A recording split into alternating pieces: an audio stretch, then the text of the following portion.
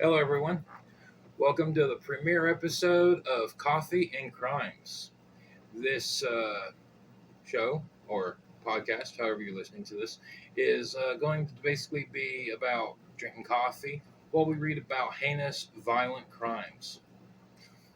I mean, not all crimes are, well, yeah, all crimes are violent. Well, no, they're not all violent. They're all heinous in their own way. I mean, they're heinous in all kinds of ways. Anyways, I'm your host, Tyler Goff von Revick, author, artist, and if you know me, I'm pretty eccentric. Anyways, so what we'll be doing here is I'll be reading these crimes while drinking this wonderful cup of Folgers coffee. No, I'm not sponsored by Folgers. Get it on at Folgers. Anyways, so today's crime is going to be on Pedro Pablo Nakada Ludená. I don't know if I said that right. I'm not Spanish or Peruvian, but I'm sure I did. I have a somewhat good understanding of it. So, what we'll go ahead is I'll go ahead and I'll add sugar to my coffee, and we will get into it. And just so everyone knows, this is not actually stevia. This is real sugar. We don't we recycle. Put it that way. You know, the weird thing about crime and stuff is crimes can be pretty violent. I mean, even those theft crimes you hear about and stuff.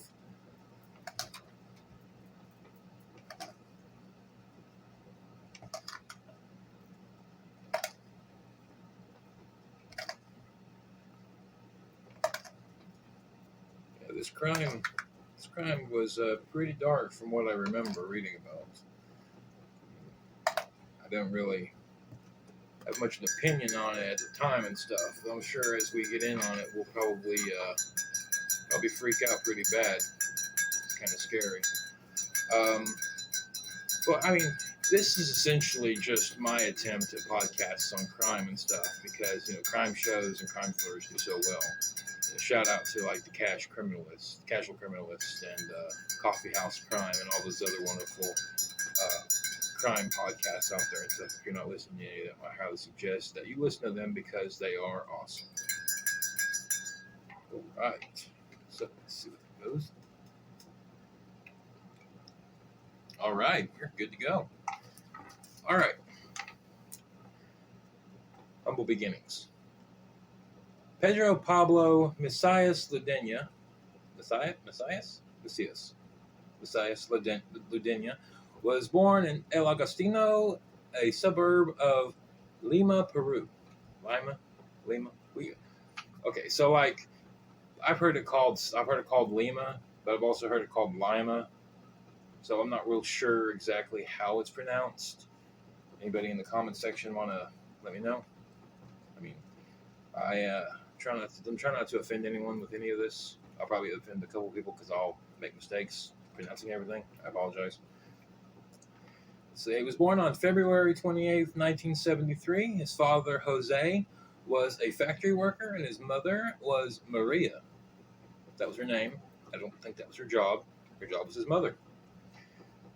Pedro's childhood was abysmal, his parents fighting constantly.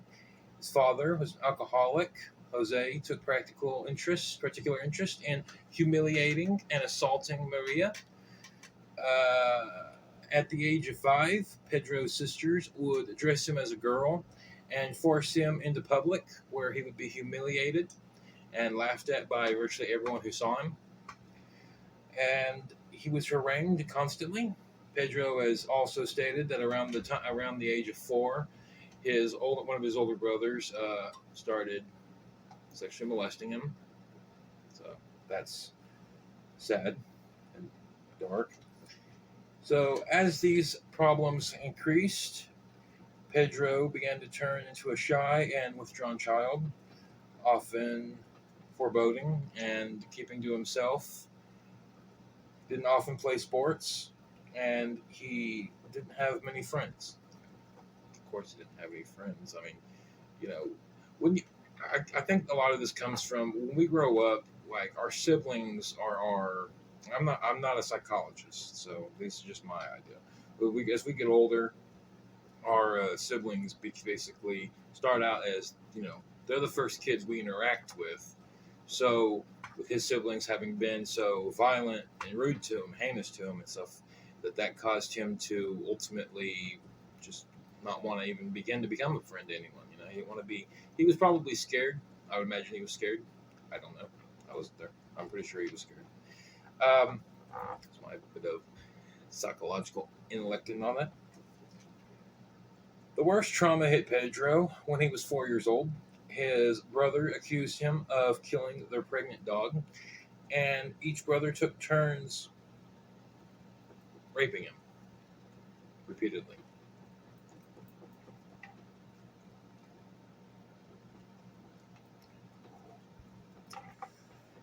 Yeah.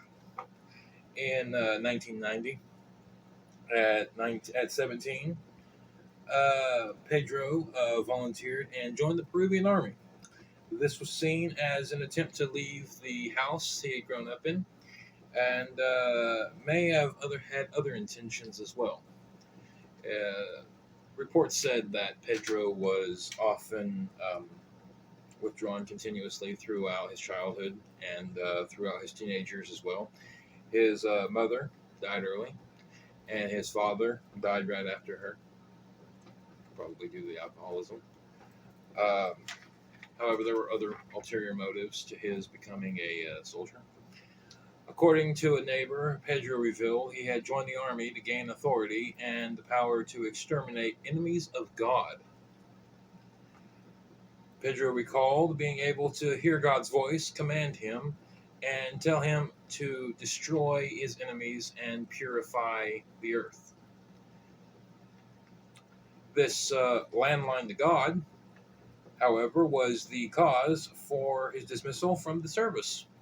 The psychiatrists of the army, who had examined Pedro after 2 months, found his aggressive thoughts of being a soldier for God and bringing death upon sinners made him a danger to society, and that by giving him a rifle, they were exacerbating his sociopathy. Yeah, naturally. I mean, this guy wants to purify the earth of people he considers to be sinners. I mean, it's kind of interesting, though. I mean, like, how many people who have serious issues and stuff do join armies and then they become like heroes, and then how many people join the armies and become villains? I don't know, but imagine there's quite a few people who join the military looking to hurt others. I'm not saying all people who join the military do that, but I'm saying that, when I was in the army, for instance, I met a few people who were pretty gung ho about wiping out the enemies of America. So, for all I know, maybe Peru just had a stronger stop to all that. With being discharged after 2 months, Pedro entered a deep depression, considering suicide. Months later, he killed a watermelon farmer who attacked him for stealing produce. This has been unsubstantiated, having come from his own confession. Pedro found work as a skilled mechanic, though he lacked any formal training in that job industry. This gave him money for a home and a living. In 2003, Pedro paid a Japanese citizen to formally adopt him as an adult for 800 nuevos soles, which is $206 today. $206 US. This would have allowed Pedro to immigrate to Japan as a Japanese descendant, though he never did so. And in accordance with naming traditions, his name was changed from Pedro Pablo Messias Ludená to Pedro Pablo Nakada Ludená. So that's where we come to with Pedro Pablo Nakada from the beginning. It's quite interesting, actually, and stuff. Adult adoption has always been a pretty big interest of mine. I've had a keen interest in the stories of adults being adopted by other adults, and the fact that he paid like $200 for that and stuff, that rings an interest to me, because I followed the. I'm getting off track. We'll just worry about it later. Angel de la Muerte. Pedro is known to hunt and kill those he considered sinners and evil. These sinners were either drug users, alcoholics, homosexuals, or just petty criminals and thugs. Having been considered a schizophrenic by the army shrinks, this was Pedro again believing the paranoid episodes he was encountering and the voices in his head were God instructing him to murder the sinners. On New Year's Day, 2005, at 6 p.m., Carlos Edilberto Marino Aguilar, who was age 26, was on Charito de Chancé Beach when he was shot in the chest and abdomen by Pedro Nakada. Pedro admitted he was worried Carlo would rob him, despite Pedro actually pinching his wallet after he killed him. On May 21st, 2006, around 2 a.m., police discovered the body of Teresa Katrina Abad, who was 50, who had been shot in the head. Pedro revealed he shot her for smoking weed. On July 20th, 2006, at 7:40 p.m., Pedro shot Walter Sandoval Osorio, who was 44, for being a criminal. Walter was admitted to the hospital and died shortly after to blood loss and trauma. At 8:30 a.m. on August 8th, 2006, cops from Joral, I'm so sorry, Peru, PD found the submerged body of Gerardo Leonardo Cruz Labia, who was 30, at the bottom of a well 300 meters from the highway between Huaral and Lima. Pedro had shot him in the head with a 9mm after the two had shot and killed a man to steal his car. I thought Pedro was killing people because they were committing crimes, but yet here he is. He commits a crime with this guy. He kills a man with this guy, this Gerardo. Uh, they steal his car, and then he turns around and kills Gerardo for being a criminal. Wasn't he in on that? Wasn't he a criminal too? Why? Okay. I guess his confession. I don't know.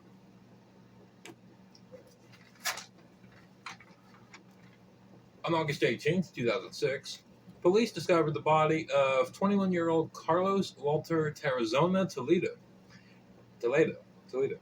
in a ditch in La Tizadora, San Carlos, in Juarez. Pedro had shot him in the head, supposedly for smoking weed, although relatives say he never did. On August 17th, 2006, the body of 15-year-old Maria Veronica Tolentino Pojuelo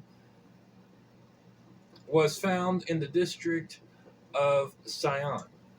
She'd been shot, however, this time Pedro had left his Taurus semi-automatic pistol at the scene.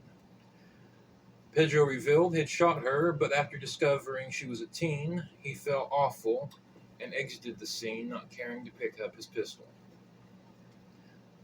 On November 18th, the Juarez police found the body of Hugo Vilches Palomino near Camino Viejo a la Esperanza Alta. Is that a place? A mountain? See, I know a little bit of Spanish. It's like I was really good at it when I was in high school. That was 10 years ago this year, so I didn't really keep up with it afterwards. So I'm sure if I focused on that, I could actually tell you what it is, but I don't know what that means. Again, in the comments, want to tell me what that means? Is that a district, a city, a mountain, a valley, something? He had been shot and robbed of a pistol, a cell phone, and a Discman. Pedro had done the crime with brothers Roman and Jose Ciriaco Duran. Again, why did he kill this guy? Why did he kill this guy and stole his stuff But yet he's out there to kill the thieves and the murderers and everything. Okay. Pedro murdered Hugo because he thought Hugo wanted to sleep with his wife, though Pedro had no wife, only a nurse that he was dating. I don't I don't get it. Did Hugo tell him he wanted to? But he didn't have a wife, so why would he?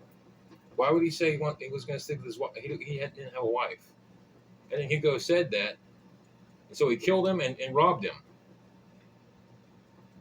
Did God tell him to rob the guy? Did he tell him to involve two other people in this mission? Weirdo.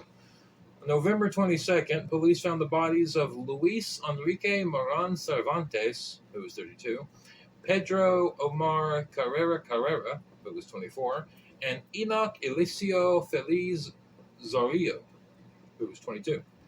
Luis was a taxi driver, and the others were passengers.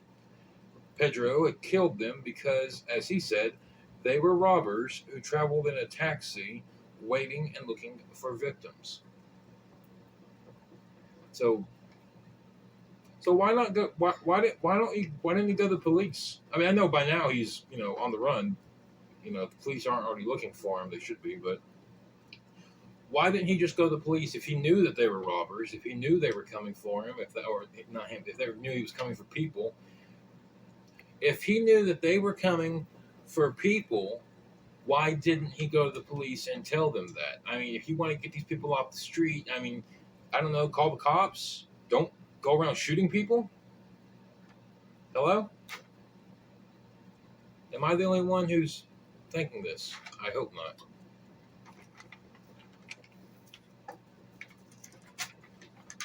On November 19th, Pedro entered the Gusela hairdresser in Juarez, where he met cosmetologist Vidmar Jesus Munoz Villanueva, who he had heard was gay. He also heard that Vidmar was a male prostitute with HIV who was basically giving death to all of the people, his clientele. To be sure, Pedro propositioned Vidmar, and after Vidmar dropped his pants, Pedro then shot the 42-year-old Vidmar 3 times in the back of the head before stealing $540 American dollars worth of nuevos soles.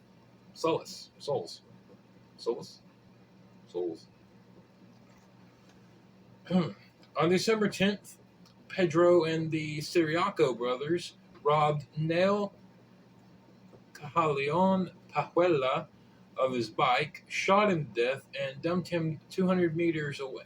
Why are you stealing people's stuff? I thought you were supposed to be like, why are you going? Well, I guess we could ask, why are you going around killing people? Do you really think that God wants you going around killing people? All right, I know I shouldn't say that because this guy's obviously got some serious mental problems. I am saying that I don't get it because he says he's going around killing thieves and murderers and drug addicts, and yet here he is with his Ciriaco teammates, Ciriaco brothers, robbing people of their stuff, a bicycle. Wait, didn't he have a job? Can't he afford a car? On December 17th, Pedro approached teachers Nazario Julian Tamiz Perez, who was 24, and Didier Jesus Zapata Dulanto, who was 26, who were enjoying a quiet walk near an irrigation canal. Pedro shot one in the head, and while the other begged for his life on his knees, Pedro murdered him as well. Pedro revealed they were walking near an immigration canal, holding hands. They made love like a couple in love, and since I am the purifier of the earth, there was no option but to kill them. Okay, so wait, he killed the hairdresser for being a male prostitute, but yet here he is running up and killing two people who didn't even do anything bad. They didn't Is this guy just mad? Is he just crazy? Is that what this is? Is he just angry at the world? I mean, I don't, I don't get it. On December 24th, Pedro shot and killed Agustin Andres Maguina Oropeza, who was 46, and Luis Megarejo Saenz, who was 54, two alcoholic friends. Pedro stated he put them out of their misery, but claimed that they had witnessed him commit a previous crime years ago.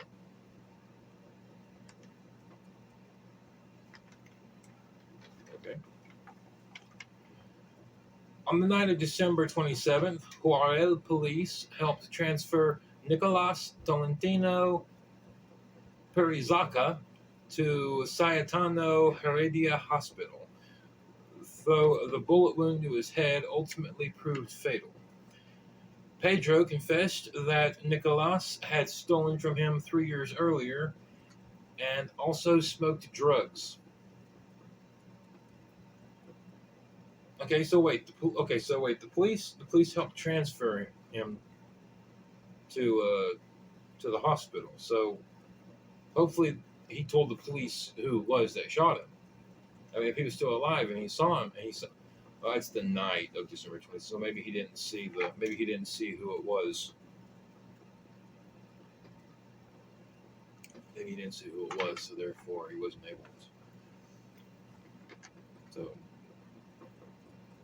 but still, I mean, he so this guy had stolen from him years earlier, and then just for the extradition, he smoked drugs. But it was weed. We smoked weed, so that's why he didn't kill him. I mean, okay, arrest.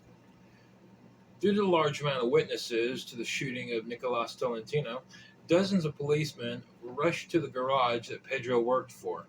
Sensing that they were there for him, Pedro took the pistol he kept on him and released a hail of bullets amidst gunfire, injuring one of the officers before being taken down. When taken to the department, the police revealed that they had the evidence of 8 murders that he had committed, though Pedro then revealed that he actually had killed over 25 people, his mission being to rid Earth of sinners and scum. Pedro confessed to the police that had he not been arrested, he planned to throw a live grenade into a nightclub on New Year's Day at midnight. The mission would have been a crescendo in his terror war. Psycho. Trial and conviction. Pedro was put on trial in 2007, where he was examined by top psychiatrists who decided he did not actually have paranoid schizophrenia, but rather dissocial disorder. Due to this diagnosis, Pedro was sentenced to 35 years, which was the maximum sentence in Peru, in prison for the murder of 17 people. 35 years for murder? Oh my, wow.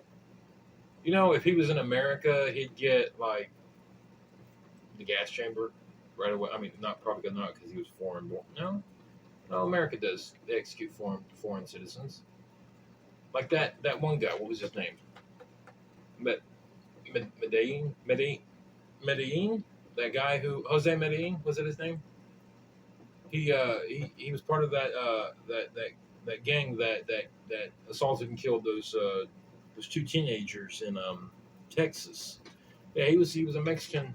He was born in Mexico, and he was executed. And I remember it caused a big fight in the United Nations because he didn't ask permission from the United Nations. They didn't ask him permission. I don't. But you know what? Okay. He was executed and stuff because he assaulted and brutally murdered 2 girls and stuff with a bunch of other guys. So, I mean, would you not want that to happen? I mean, you really shouldn't want anyone to be murdered or not murdered. You shouldn't want anyone to die and stuff. I mean, if they live in prison forever and stuff, then they're gonna have to live with the fact of what they did and worry about wherever they go in the afterlife. But still, 35 years in prison for murdering 17 people, even though he told that he murdered 25. Why would he only get 35 years? Why? How is that a max? How is that a maximum? So they don't have life in prison in Peru. That happened to that. That happened to that other guy too, Pedro Lopez, that guy who killed like 300 plus girls all over Latin America, South America. He was like sentenced to like 50 years, 25 years in prison, and that was it. Even though he murdered like 200 and something women, and not just women, girls. We're talking like underage girls and everything. It's disgusting. On the first night, Pedro tried suicide by banging his head on the wall of his cell, stating that the voices that ordered him to kill homosexuals, thieves, drug addicts, and alcoholics was now ordering him to kill himself. After this, Pedro was monitored daily until 2009 when he was re-examined and diagnosed with paranoid schizophrenia. Duh. Guy hears voices. He's been hearing voices all his life, and they wanted to say he was just social. Yeah, obviously he was antisocial. I mean, duh. But he had schizophrenia, obviously. I mean, I don't have schizophrenia. I don't know anyone that really does have schizophrenia.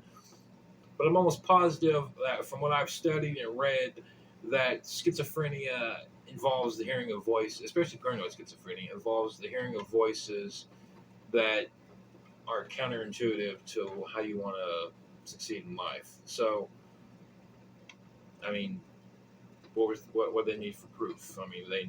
And that said that he tried to kill himself in 2007, and it took them 2 years to diagnose him with schizophrenia. I thought they had top psychiatrists on this. Guess not. So he was okay. His 35-year sentence was then commuted to a transferal to the psych ward of the Lorenzuncho prison.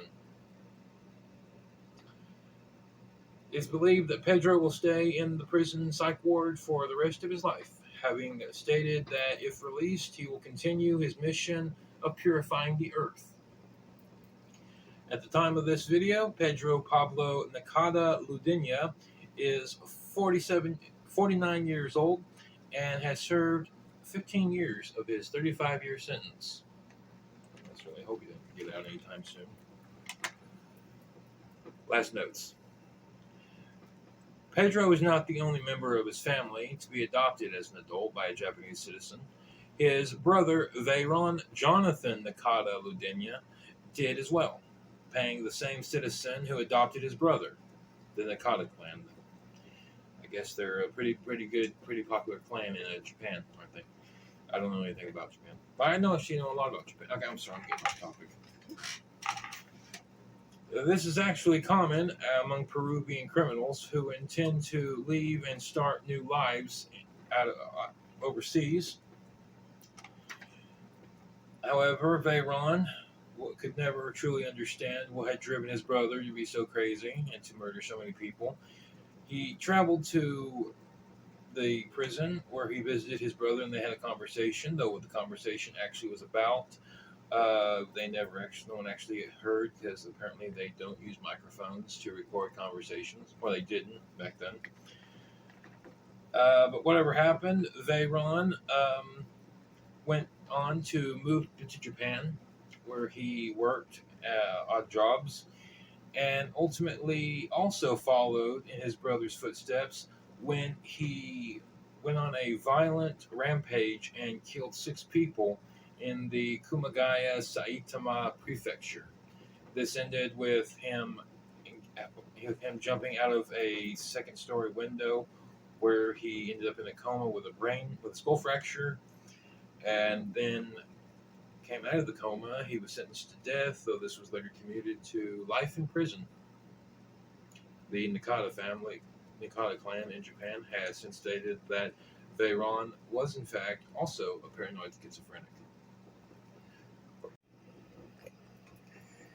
Pedro Nakada Ludená held out that he had murdered 25 victims despite being convicted of 17, and officially may have actually had more victims. However, his confessional mission remains the same. Many the bodies that he claims to have killed were never found, as well as the fact that his confessional mission was brought on by the voices in his head. The three voices that he said he heard were his mother, his father, and the voice of God telling him that he needed to rid the earth of sinners, scumbags, including in his mind they were prostitutes, male prostitutes, or female male prostitutes in general, uh, thieves, even though he was a thief, uh, petty criminals, alcoholics, drug addicts, homosexuals, as well as various other people that he felt were less than human in his eyes and that God wanted him to purify. He considered himself a Messiah of death to bring down everyone that he considered a problem on this earth. Oh my, that's pretty dark.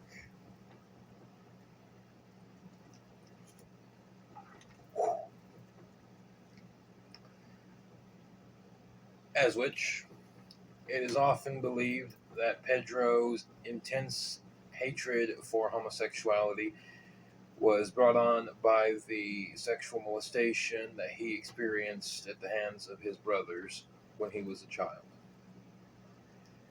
Pedro doesn't believe he'll ever be released from prison, and the Peruvian people don't seem too upset about the idea of him staying in prison. Yeah, I wouldn't either.